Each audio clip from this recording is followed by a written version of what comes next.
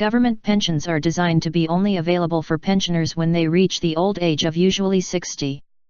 They are withheld when one is still young and working.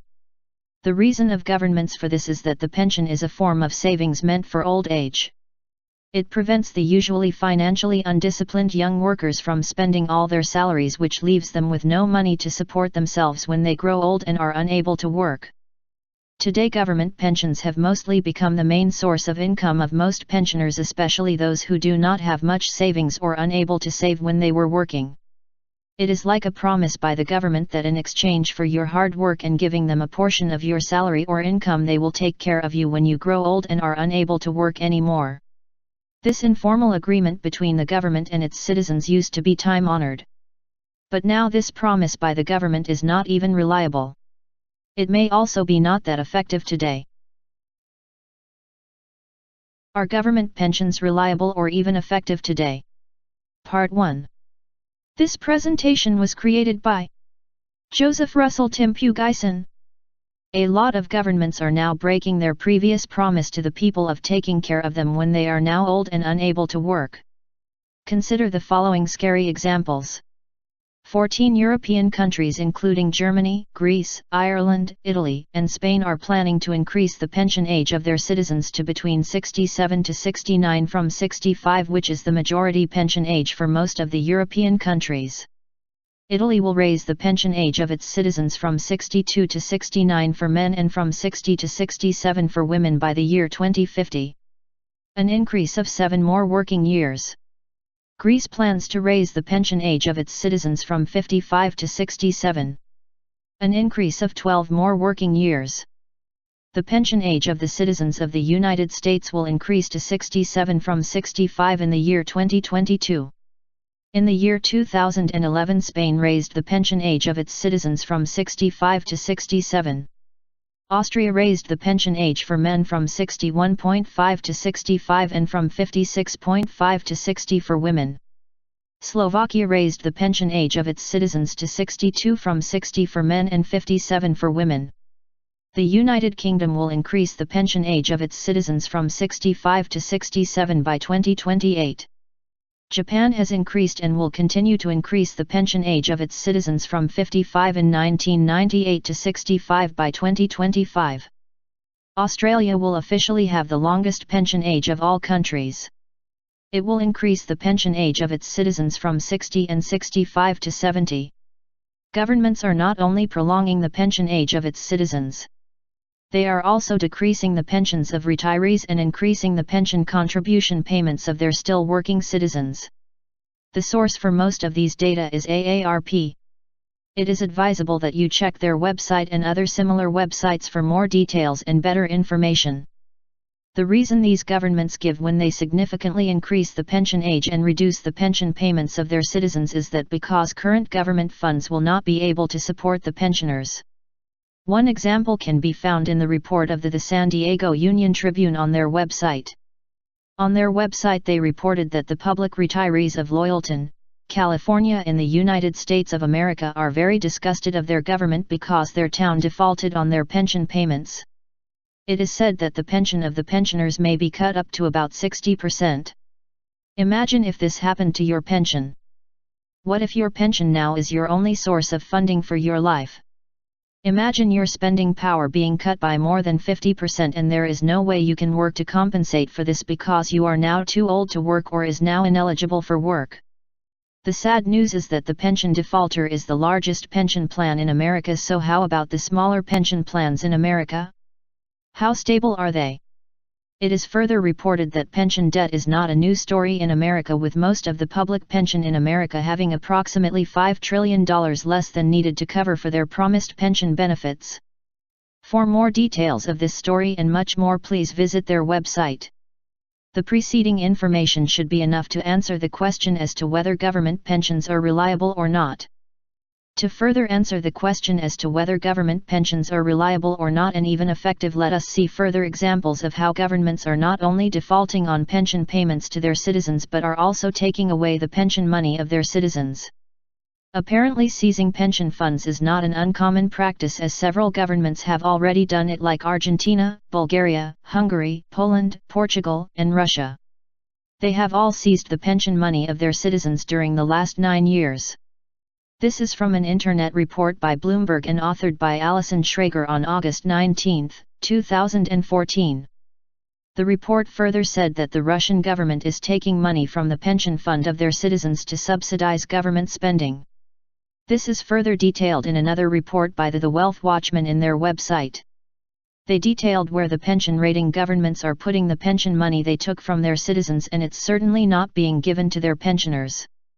They also reported that the American government have used the federal pension funds no less than 6 times in the past 22 years to bridge funding gaps. They also mentioned that since 2010 there have been roughly 50 municipal bankruptcy filings in America. Again, the previous articles answers the question if whether government pensions are reliable or not. The answer depends currently from country to country and from citizen to citizen. The purpose of pensions is to support people when they are old and are usually unable to work anymore. This makes pensions right, but there is still a question to its rightness that would be discussed later. What is completely proven wrong is when governments use the pensions of its citizens to fund their spending, which has nothing to do with compensating the pensioners for all their years of hard work. For the next explanation, let us use the country of Australia, which has officially the longest pension age, which is 70 years old. By increasing the pension age from 65 to 70 years old as what Australia has done, the Australian government has negatively affected the employment prospects and future careers of young people, and let us say, just for simplicity, a minimum of 5 years. Why 5 years minimum negative effect? Because when the Australian government forced the old people who should be retiring at age 65 to work for 5 more years to age 70, they also forced the company who employs these old people to suspend hiring their new replacements for another 5 more years. If you are a new school leaver, whether in vocational or university level education, and you wanted to get a job, you will have to wait for another 5 more years until the person whom you should be replacing eventually retires. 5 years of waiting for a job will ruin the educational investment of anyone if they cannot get a job within 5 years to gain experience and use their education. Who will hire anyone whose educational knowledge remain unused and untested for the last 5 years? Would your company hire these people if you eventually hire new employees after 5 more years? This may sound simplistic, but if there are millions of people who will suspend retiring for 5 more years, then you can do the maths. Millions of people joining the ranks of the unemployed per year multiplied by 5 years. Did these governments really save money when they increased the pension age of their citizens and reduced their pensions? As said before, there will be a lot of people, which are in the millions, who will be unemployed because of this act by the government. What is the result of this unemployment for the millions? Governments will have to pay more benefits for the millions who will be let down by them. There will be a lot more people filing for unemployment benefits to the government. There will be more people filing for family, sickness, or housing benefits from the government. The government cannot say no to these people because the low income or no income of these people, as shown by their pensions or salary pay slips, will make them eligible for government assistance. Governments will also need and incur more social control related spending. With millions of extra people needing money but have no jobs, then there will be many of them who will have problems socially and lawfully. Many of them firstly may turn to crime to support themselves, so the government will need to spend more on extra police officers and then the extra resources they need to enforce the law. Many of them secondly will have a hard time adapting to society if they do not have jobs and money. They may become antisocial. They may become mentally troubled or sick. They may become drug addicts or alcoholics. They can destroy their own families because of it, which further adds cost to social control spending. There are even people who intentionally commit crimes just to be able to go to jail because they cannot support themselves, but government prisons will feed, house them and take care of their health. There are already numerous cases of old people in Japan and America who do this because their pension is not enough for them to live by.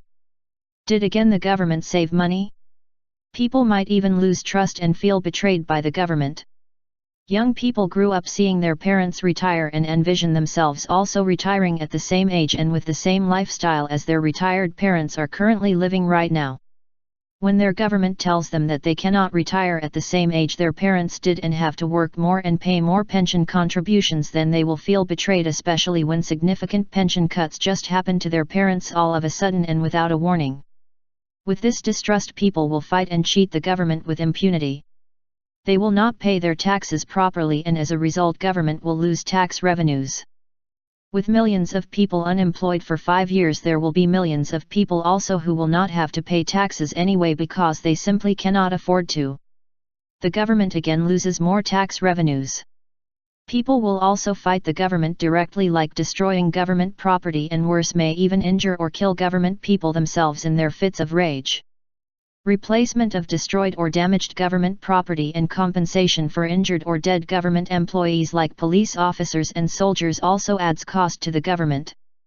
That is why the question, did the government save money by reducing pensions and increasing the age before a person can get a government pension, should be studied again. To be continued.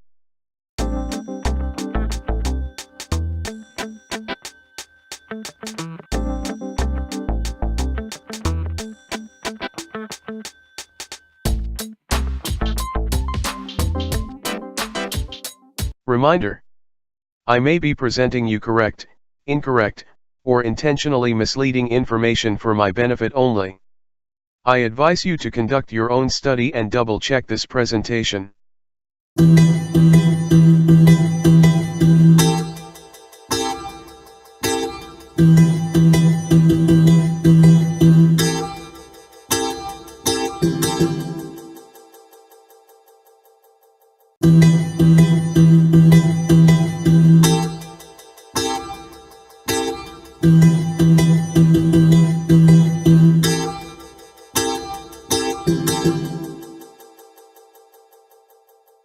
Thank you for your time. I hope you will continue to watch my other presentations. See you again later.